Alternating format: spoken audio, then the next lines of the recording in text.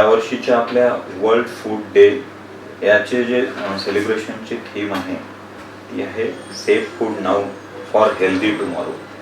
म्हणजे आत्ता योग्य आणि सेफ असं अन्न घ्यावे आणि उद्या आपला किंवा आपला भविष्य हे हेल्दी सशक्त व्हावे.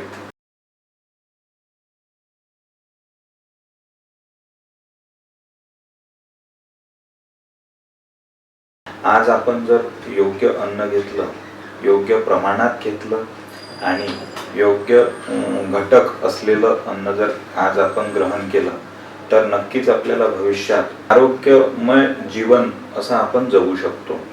बरेचसे आजार हे अन्नाशी निगडीत असणारे हे कॉमन आजार आहेत, जसे डायबेटीस आहे, मधुमेह, ब्लड प्रेशर, बीपीचा जो आजार आहे. काही मानसिक आजार पण अन्नाशी रिलेटेड आहे, जसे मानसिक ताण किंवा डिप्रेशन जे असते त्याच्यामध्ये अति खाणे किंवा जास्त खाणे, जास्त प्रमाणात खाणे हे निगडीत असते. तर आरोग्यदायी जेवण किंवा आरोग्यदायी अन्न घेणे हे फार महत्त्वाचे आहे. याच्यामध्ये जे घटक आपण पाहतो अन्नाचे ते आहे व्हिटॅमिन, प्रोटीन्स आणि कॅल्शियम किंवा बाकीचे जे आहे मायक्रो मिनरल्स म्हणजे अति सूक्ष्म प्रमाणात गरज असणारे जे अन्न घटक आहे ते पण अतिशय महत्त्वाचे आहे.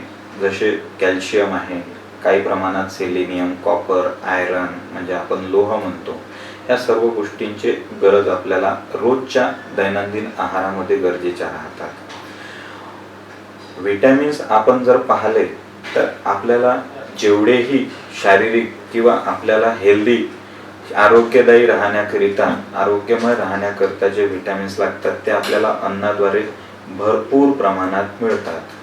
पण त्याकरिता योग्य प्रमाणात आणि योग्य घटक असणारं अन्न घेणे हे महत्त्वाचे आहे. जसं आपण बघतो की सीझनल जे आहे, सीझन प्रमाणे किंवा ऋतूप्रमाणे बदलणारे जे फळं आहेत याचा वापर होणे हे दैवाने आपल्याला दिलेली देणगीच आहे की त्या त्या ऋतूमध्ये गरज असणारे जे विटॅमिन्स किंवा जीवनसत्व ज्याला म्हणतो ते त्या फळांमध्ये त्यांनी प्रोव्हाइड केलेल्या, उपलब्ध करून दिलेले आहे. त्यामुळे सीझनल फ्रूट्स खाणे हे फार महत्त्वाचे आहे. इतर जे आपल्याला जीवनसत्वे मिळतात त्याच्यात आपण असं म्हणतो की जीवनसत्व अ किंवा व्हिटॅमिन ए हे आपल्याला गाजर, कॅरट याच्यातून भरपूर प्रमाणात मिळतात. तसेच सर्व प्रकारचे जे वेगवेगळ्या रंगाचे फळं असतात, वेगवेगळ्या रंगाचे, त्याच्यातून आपल्याला व्हिटॅमिन ए हे मुबलक प्रमाणात मिळत असते. व्हिटॅमिन बी आणि याचे सोर्सेस जे आहे ते कच्च्या हिरव्या पालेभाज्या स्वच्छ धुवून जर आपण आहारामध्ये नेहमी वापरला तर व्हिटॅमिन बीचे भरपूर असे स्रोत आपल्याला मिळतात. तसेच व्हिटॅमिन सी जे आहे, क जीवनसत्व, हे आपल्याला जेवढी लिंबूवर्गीय फळं आहेत आंबट लागणारे याच्यातून व्हिटॅमिन सी किंवा क जीवनसत्व हे मिळत असते आणि तेही मुबलक प्रमाणात मिळत असते. आपलं शरीर पूर्णपणे तंदुरुस्त राहणे, आपल्या शरीराचे जे प्रक्रिया आहे, क्रिया आहे हे सुरळीत चालणे याच्यासाठी व्हिटॅमिन्स, जीवनसत्वे हे महत्त्वाचे असतात. जसं व्हिटॅमिन ड जीवनसत्व हे आपल्या त्वचेमध्ये बनते उन्हाच्या संपर्कात आल्याने. तसेच आहारातून आपल्याला मिळते, जर सी फूड ज्याला आपण म्हणतो त्याच्यातून मासे आहे, अंडी आहेत, मांस आहे किंवा मांसाहारी पदार्थामध्ये लिव्हरचा जो पार्ट आहे याच्यामधून आपल्याला मोठ्या प्रमाणात व्हिटॅमिन डी किंवा ड जीवनसत्व हे मिळते. आता हे आपल्या जे आहे स्नायू, मसल्स आणि तसेच हाडं, जॉईंट याच्या योग्य कार्यकारिणीसाठी ते अतिशय आवश्यक आहे. तसेच मग इतर जे आहे व्हिटॅमिन ई हे पण आपल्याला डोळे, त्वचा याच्यासाठी महत्त्वाचे असतात. सुरुवातीला जे आपण जीवनसत्वे किंवा हे पाहिले जे आहे अजीवनसत्व हे आपल्याला त्वचेसाठी आणि केस केसाचा रंग याच्यासाठी फार महत्त्वाचे आहे. तसेच डोळ्याच्या पूर्ण कार्यक्षमतेकरिता व्हिटॅमिन ए ची आपल्याला गरज पडते. आता हे जेवढेही आपल्याला व्हिटॅमिन किंवा जीवनसत्वाची गरज पडते हे आपल्या दैनंदिन आहारामधून आपल्याला पूर्ण होऊ शकते, पण आपण आहाराकडे योग्य लक्ष देणे गरजेचे आहे. जसे फळं आणि याचे जे सोर्सेस किंवा स्त्रोत आपण आता चर्चा केली त्याप्रमाणे ते जर आपण रुटीनली रेग्युलरप्रमाणे आपण आहारामध्ये वापरले तर त्याचा आपल्या शरीराच्या कार्यक्षमतेवर अतिशय सकारात्मक परिणाम होतो. तसेच आपण पुढलं जर याच्यात आहारामधला घटक बघितला तर प्रोटीन, प्रथिने, हे आपलं जेवढे शरीर दिसते हे प्रथिनांनीच बनलेलं आहे.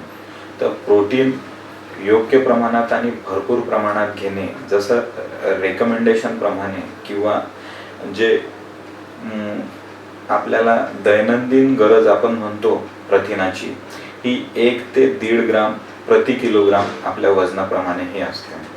जर आपलं वजन असेल जर 60 किलो ॲव्हरेज जर मोजलं तर 60 ते 90 ग्रॅम प्रोटीन आपल्याला घेण्याची गरज असते. तर हे पण आपल्याला दैनंदिन जेवणातून आहारातूनच मिळू शकते. जर आपण योग्य प्रमाणात उच्च प्रोटीनयुक्त, उच्च प्रथिनयुक्त जर जेवण घेतलं, आहार घेतला तर जसं आपण प्रथिन ज्या आहारामध्ये, आहारातील घटकांमध्ये आपल्याला मिळू शकते ते आहे कडधान्य, मोड आलेले कडधान्य. मांसाहारी पदार्थामध्ये जर आपण बघितलं तर अंडी आहेत, इतर सर्व मांसाहारी जे उपलब्ध आहार आहेत त्याच्यातून उच्च प्रतीचे प्रोटीन आपल्याला मिळतात. जर आपण शाकाहारी प्रोटीनांचं जर आपण पाहिलं प्रथिने कुठून मिळतात तर सोयाबीन आहे, डाळी आहेत, इतर कडधान्य आहेत, तसेच मोड आलेले कडधान्य आहेत. याचा वापर आपण मुबलक प्रमाणात करून आपल्या दैनंदिन प्रथिनांची गरज पूर्ण करू शकतो. मायक्रोन्यूट्रिएंट किंवा जे अतिशय सूक्ष्म प्रमाणात आपल्याला जे लागतात आहारातील घटक, ते आपण म्हणतो की कॅल्शियम. कॅल्शियमचे जे स्त्रोत आहेत ते आहे आपले खारीक आहेत, तसेच गोड लिंबाचा पाला हा मुबलक प्रमाणात आपल्याला उपलब्ध असतो. इतर जे कॅल्शियमचे सोर्स आहेत, केळी आहे, दूध आहे, यात पण भरपूर प्रमाणात कॅल्शियम आपल्याला नेहमी वापर करण्यासाठी मिळू शकते. तर हे पण आपण मॅक्झिमम टू मॅक्झिमम भरपूर प्रमाणात खाणे फार गरजेचे आहे. तसेच लोहाचे प्रमाण आपल्याला हिरव्या पालेभाज्या, पालक, बीटरूट किंवा आपण म्हणतो जी खारीक आहे, सुक्या खारीक, याच्यामध्ये भरपूर प्रमाणात मिळतात.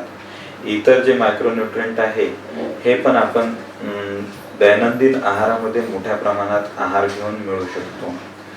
जर आता आपण चर्चा केल्याप्रमाणे हे जे आहार आहे योग्य प्रकारे कसा घ्यायचा, तर याला संतुलित करणे फार गरजेचे आहे.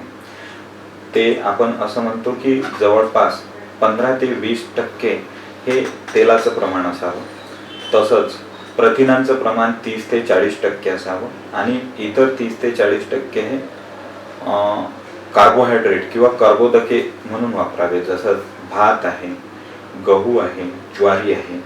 यातही होल फूड किंवा ज्यांना आपण रिफाईंड काही केलेलं नाही आहे असे फूड हे फार फायद्याचे ठरतात. जसं आता कणिक असेल, ही पूर्ण गव्हाची असते, पण त्यातील आपण रवा जर काढला, म्हणजेच जाळं भरडा पार्ट जर काढला तर मैदा उरतो. मैदा हा आपल्या शरीराला घातक ठरतो.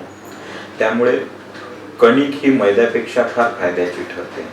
त्याचाही योग्य प्रमाणात, गरजेप्रमाणे आणि आपल्याला आवश्यक तेवढाच आहार घेऊन आपण आपल्या आहारामार्फत, आपल्या खाद्यामार्फत आपण अतिशय योग्य असं आपलं जीवन म्हणा, राहणीमान म्हणा किंवा आरोग्यमय असं जीवन आपण मिळवू शकतो आणि ते जगू शकतो.